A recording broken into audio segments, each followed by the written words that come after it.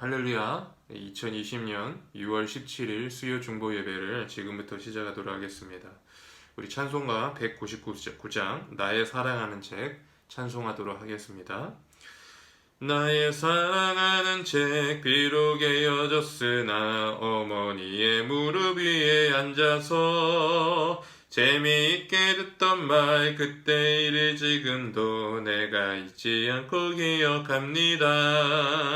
귀하고 귀하다 우리 어머니가 들려주시던 재미있게 듣던 말 이 책 중에 있으니 이 성경심이 사랑합니다. 옛날 용맹스럽던 다니엘의 경험과 유대 임금 다윗왕의 역사와 주의 선지 엘리야 바람 타고 하늘에 올라가던 일을 기억합니다. 귀하고 귀하다 우리 어머니가 들려주시던 재미있게 듣던 말 이 책 중에 있으니 이 성경심이 사랑합니다. 예수 세상 계실 때 많은 고난 당하고 십자가에 달려 죽임 당하니 어머니가 읽으며 눈물 많이 흘린 것 지금까지 내가 기억합니다.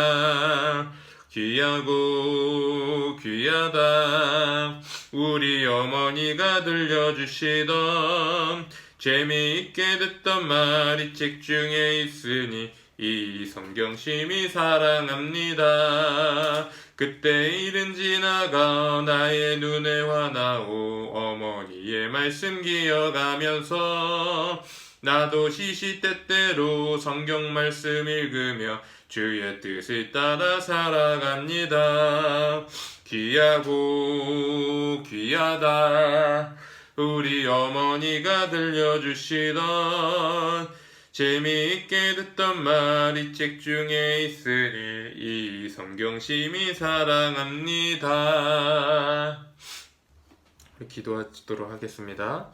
하나님 감사합니다. 오늘 이렇게 저희가 말씀을 듣고 상고하는 시간을 허락하여 주심을 감사합니다. 우리 가운데 항상 새 일을 행하시고 또 우리에게 은혜를 내려주신 주님 하나님 오늘 이 시간 주의 은혜로 말미암아 우리들로 충만하게 채워 주시옵소서.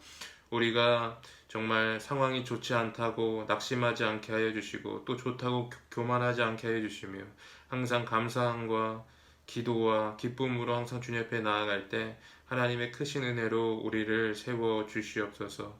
이제 말씀을 전하고 들으려고 합니다. 하나님 말씀 가운데 은혜 내려주시며 감사드리며 우리 주 예수 그리스도의 이름으로 기도하였습니다. 아멘. 우리 하나님 말씀 신명기 31장입니다. 신명기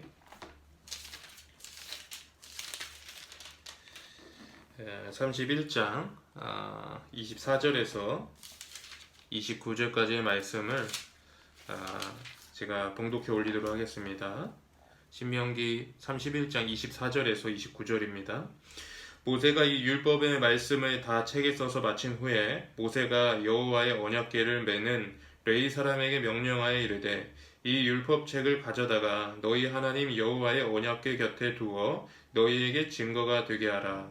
내가 너희의 반역함과 목이 곧은 것을 안하니 오늘 내가 살아서 너희와 함께 있어도 너희가 여호와를 거역하였거든. 하물며 내가 죽은 후의 일이랴.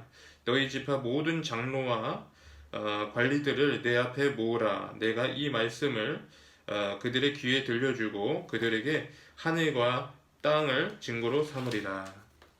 내가 알거니와 내가 죽은 후에 너희가 스스로 부패하여 내가 너희에게 명령한 길을 떠나 여호와의 목전에서 악을 행하여 너희의 손으로 하는 일을 그를 경노하게 하므로 너희가 후일에 재앙을 당하리라 하니라. 아멘. 오늘은 말씀에 집중하는 그리스도인이 되십시오 라는 제목으로 여러분과 하나님의 말씀을 나누도록 하겠습니다. 최근 많은 사람에게 각광을 받고 있는 공부 방법이 있습니다. 그 공부 방법은 바로 이 자기 주도형 학습 방식입니다. 이 학습 방식은 특별히 공부할 시기에 있는 자녀를 둔 학부모에게는 많은 관심을 불러일으키는 그러한 공부 방법이기도 합니다. 그렇다면 여러분, 자기 주도형 학습이란 말이 무엇일까요? 이 말이 의미하는 그대로 부모가 아이에게 책을 읽으라고 해서 아이가 책을 읽는 것이 아닙니다. 오히려 아이가 스스로 학습할 내용을 정리하고 스스로 예습하고 복습하는 것을 이 자기 주도형 학습이라고 말하는 것이죠. 또 이 자기 주도형 학습을 할 때에 아이들은 학습에 대한 관심도도 올라가고 또 학습의 어떤 성과도 좋고 또 부모와 자녀의 관계도 향상된다고 그렇게 말하고 있습니다. 즉 자기 주도형 학습을 하는 것이 공부에 더 효과적이라는 얘기죠. 저는 저와 여러분의 그 신앙의 삶에도 이와 같은 자기 주도형 학습이 적용되어져야 된다고 생각을 합니다. 우리가 하나님의 말씀을 읽으라고 해서 읽는 것이 아니라 여러분 심령 가운데 읽고 싶은 마음이 있고 또 그 읽고 싶은 그런 심령이 생겨서 여러분이 적극적이고 주도적으로 읽을 때에 우리가 말씀의 은혜도 받고 정말 그 능력도 받게 된다라는 것입니다.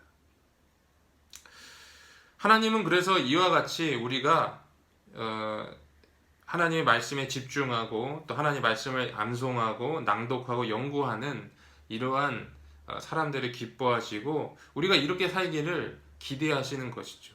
그리고 진리의 말씀을 우리 삶 속에 적용함으로써 하나님의 풍성한 은혜가 우리의 삶 가운데 깃들 때 하나님의 약속의 말씀이 우리의 삶 가운데 성취되어지고 또 큰 은혜가 우리 가운데 있게 되는 것입니다. 한마디로 하나님의 나라를 살게 된다라는 것입니다. 그러므로 저와 여러분이 이제 목사님이 읽으라고 해서 말씀을 읽는 것이 아니라 여러분이 주도적으로 말씀도 읽고 또 말씀도 암송하고 또 말씀도 또 묵상하고 연구해야 된다고 저는 믿습니다. 바라기는 그와 같은 저와 여러분에게 주의를 축복합니다. 아멘.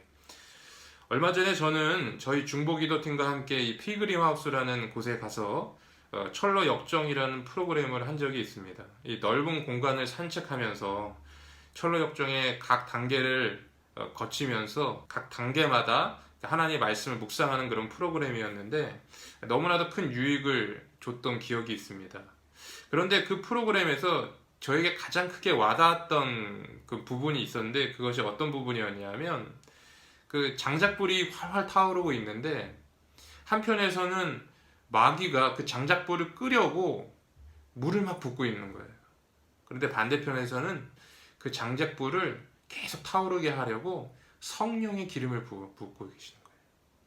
제가 이 부분을 보면서 이 단계의 이 필그림 하우스의 이 단계의 그 과정 가운데에서 제가 많은 은혜를 받게 되었습니다. 그때 제가 깨닫게 된 거는 우리의 삶에 마귀의 역사도 분명히 있지만 더 큰 하나님의 은혜가 우리와 함께하고 계시구나. 그 사실을 깨닫게 됐고 많은 위로도 받게 되었던 기억이 있습니다. 여러분, 한 영토 안에는 두 개의 나라가 공존할 수가 없습니다. 한 영토 안에는 오직 한 나라가 존재할 뿐이라는 거죠. 예를 들어서 우리가 살고 있는 한반도를 예를 들어 봅시다. 이 한반도에는 이 두 나라가 있죠. 왜 그렇습니까? 한 영토 안에 서로 다른 체제가 한 나라로 함께 공존할 수 없기 때문에 그렇습니다. 그래서 자유민주주의를 택한 이 대한민국과 공산주의를 택한 그 북조선으로 우리가 이렇게 나누게 되는 것이죠. 또 다른 예로 이스라엘을 들어봅시다. 이스라엘 같은 경우도 마찬가지죠. 이 팔레스타인 지역에 이스라엘과 팔레스틴이 극명하게 충돌하고 있습니다. 이스라엘 백성은 유대교를 섬기고 팔레스틴 사람들은 이 이슬람교를 섬기기 때문에 서로 공존할 수가 없다라는 겁니다. 근데 여러분, 중요한 사실은 뭔지 아세요?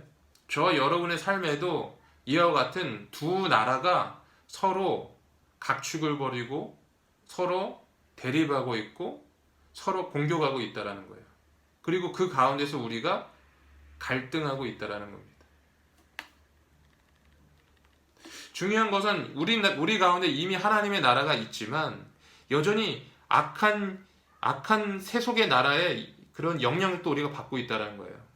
우리가는 영적인 삶을 살려는 갈망도 있지만 육에 따라서 타락하려는 그런 욕구도 있다는 것입니다. 이 둘 사이에서 우리는 항상 갈등하고 있다는 것이죠. 그 사도 바울이 로마서 7장 14절에 15절에 이렇게 말씀하고 있습니다. 우리가 율법은 신령한 줄 알거니와 나는 육신에 속하여 죄 아래 팔렸도다. 내가 행하는 것은 내가 알지 못하노니 곧 내가 원하는 것은 행하지 아니하고 도리어 미워하는 것을 행함이라. 이 바울의 경험이라는 거예요. 여러분, 이 말씀의 의미가 무엇입니까? 이 말씀이 말하는 바가 뭐예요? 이전에는 몰랐는데 자신이 그리스도인이 되고 난 후에 하나님의 말씀대로 살려고 원하지만 그렇게 하지 못하다고 지금 바울이 고백하고 있는 거예요. 그리고 그로 인해 애통하는 마음을 토로하고 있다라는 것이죠. 즉 다시 말해서 마음 안에 두 나라가 충돌하고 있다라는 거예요. 하나님의 그런 새 사람과 또 육신의 사람이 서로 대립하고 있다라는 거예요. 영적인 전쟁을 하는 것이죠. 여러분은 어떠세요? 여러분의 삶 가운데 항상 하나님의 마음만 갖고 여러분이 일상을 살아가십니까? 전혀 그렇지가 않아요. 우리는 세상에서 누리고 싶고 정말 세상에서 편하고 싶고 세상의 가치관대로 쉽게 살아가고 싶을 때가 많이 있습니다. 그 가운데 우리가 갈등하는 것이죠. 그러면 여러분, 우리가 어떻게 하면 이런 상황 속에서 우리가 승리할 수 있을까요? 바로 말씀의 능력으로 승리할 수 있는 줄 믿습니다.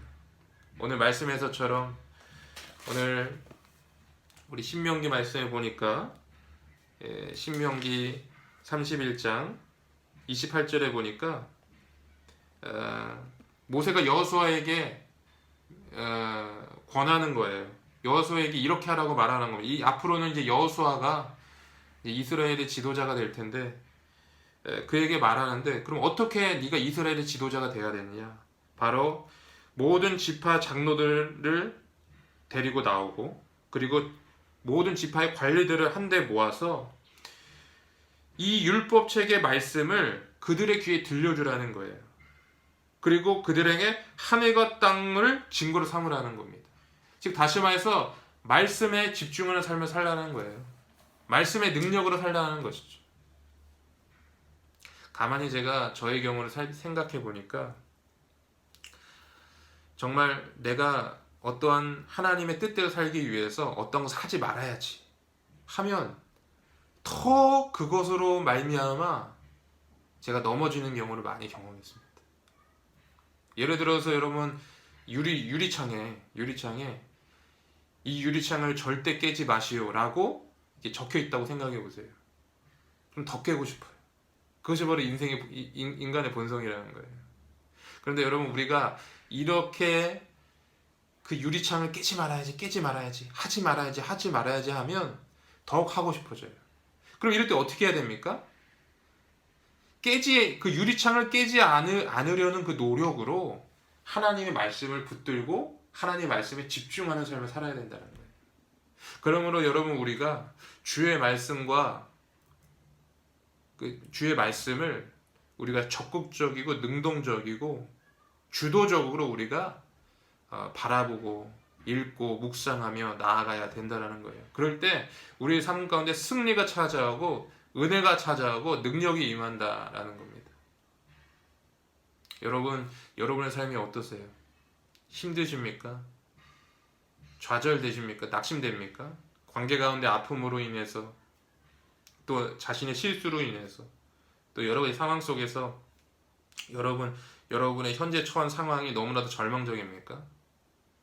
여러분, 거기에만 관심을 갖고 거기에만 집중하고 거기에 머물러 있을 것이 아니라 우리 약속의 말씀을 붙들고 그 말씀을 바라보고 그 말씀을 읽고 묵상함으로 그 모든 상황에서 승리하는 저 여러분 되시기를 주의 이름으로 축복합니다. 여러분, 이것이 우리가 승리하는 유일한 비결이에요. 바라기는 이 말씀의 능력을 체험하고 말씀에 집중하는 저와 여러분이 되기를 주님을 축복합니다. 그래서 승리하는 저와 여러분이 되기를 주님을 축복합니다. 기도하시겠습니다. 하나님 감사합니다. 항상 우리 곁에서 우리를 지키시고 우리를 인도하시는 주님. 원수마귀는 우리의 심령에 불을 끄려 하지만 항상 성령의 기름으로 우리의 심령을 새롭게 하시고 활활 타오르게 하실 주님, 그 주님을 바라보며 그 주님을 의뢰하고 그 주님을 신뢰합니다. 우리 삶 속에 말씀이 선포되게 하여 주시고 정말 우리가 수동적으로 어떤 설교자의 설교만 듣거나 또 수동적으로 우리가 신앙생활하는 것이 아니라 우리가 좀 주도적이고 적극적으로 말씀에 집중하는 삶을 살아서 우리가 승리하는 삶을 살 수 있도록 주여 역사하여 주시옵소서. 이제는 하나님 아버지, 우리가 말씀에 충만한 사람이 되어서 섬김을 받는 사람이 아니라 이제 섬기는 사람 되게 하여 주시고, 은혜를 받는 사람이 아니라 은혜를 전하는 자 될 수 있도록 주여 인도하여 주시옵소서. 그렇게 하실 주님을 찬양하며 감사드리며 우리 주 예수 그리스도 이름으로 기도하였습니다. 아멘. 네, 할렐루야. 이제 예배를 모두 마쳤습니다. 여러분 한 주간 승리하는 삶을 사셨으면 좋겠습니다. 코로나19가 장기화되는 과정 속에서 교회와 또 사회, 이 대한민국 전체가 많은 어려움을 겪고 있습니다.